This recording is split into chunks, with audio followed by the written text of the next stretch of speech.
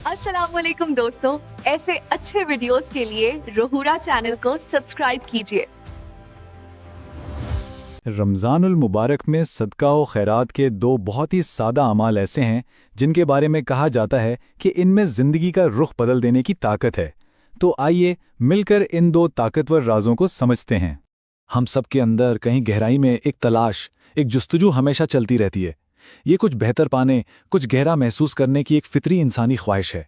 हो सकता है ये तलाश हो माजी की गलतियों पर माफ़ी की, या शायद किसी ऐसी खामोश परेशानी से छुटकारे की जो अंदर ही अंदर खाए जा रही हो, या फिर किसी ऐसे छुपे हुए दर्द के खात्मे की जिसे हमारे सिवा कोई देख ही नहीं पाता।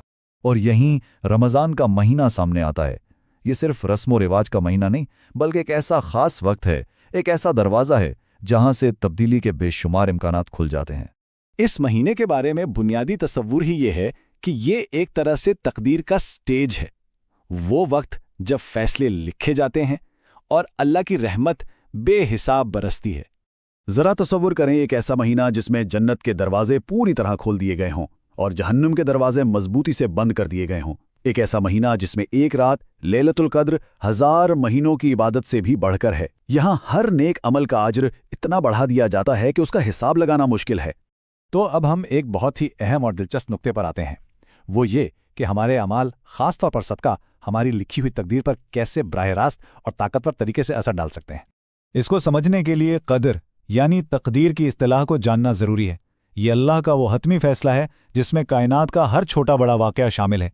अच्छा, यहाँ एक बहुत आम गलत फहमी है जिसे समझना ज़रूरी है।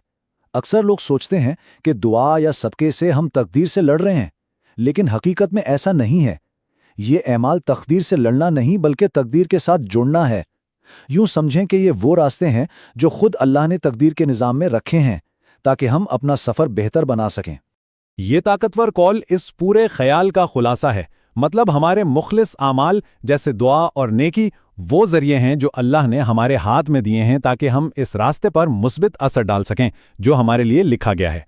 तो खुलासा ये है कि सदका तकदीर से टकराने वाली कोई चीज़ नहीं, बल्कि इसके साथ एक मुकालमा है।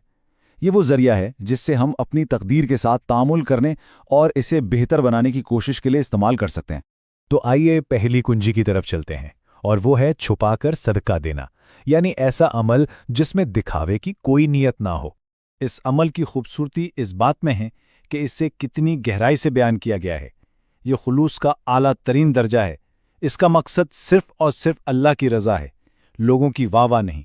छुपाकर देने के 3 बड़े रूहानी फ़ायदे हैं। एक तो ये नीयत को खालिस रखता है, दूसरा ये हमारी अना और तकब्बुर को तोड़ता है, और सबसे अहम बात, ये आने वाली मुसीबतों के खिलाफ एक ढाल बन जाता है। हो सकता है कोई ऐसी आजमाइश टल जाए जिसका कभी हमें इल्म भी ना हो। अब आते हैं दूसरी कुंजी की तरफ जिसका अजर बहुत ही बड़ा है, और वो है किसी रोज़ादार का रोज़ा खुलवाना। तो यह जो अजर है ना, वो कमाल का है, वो दुगना हो जाता है। इन्हें अपने रोज़े का सवाब तो मिलता ही है, साथ में उस शख्स के रोज़े का भी पूरा अजर मिल जाता है जिसका रोज़ा इफ्तार करवाया हो। और अल्लाह के करम की वुसअत देखें कि इस अमल से रोज़ादार के अपने अजर में ज़रा भी कमी नहीं आती। ये अल्लाह की तरफ से खालिस एक्स्ट्रा तोहफ़ा है। और इस अजीम अमल को करने के लिए बहुत अमीर होना ज़रूरी नहीं, सारा मामला नियत और खुलूस का है। एक खजूर या पानी का एक घूंट भी वही अजर दिला सकता है जो एक बड़ी दावत से मिल सकता है। तो इन तमाम बातों को समेटते हुए अब हम इस नतीजे पर पहुंचते हैं कि तब्दीली हमारे अपने हाथों में है। इस माह के जो दिन बाकी हैं उन्हें एक सच्ची नियत और वाज़े मकसद के साथ गुजारें। इन मौके को संजीदगी से लें और कोशिश करें कि ये रमज़ान ज़िंदगी का एक हकीकी मोड़ साबित हो। अब एक लम्हे के लिए सोचें, वो तब्दीली जिसकी हर एक को तलाश है, वो राहत जिसके लिए दिल से दुआएं निकल रही हैं।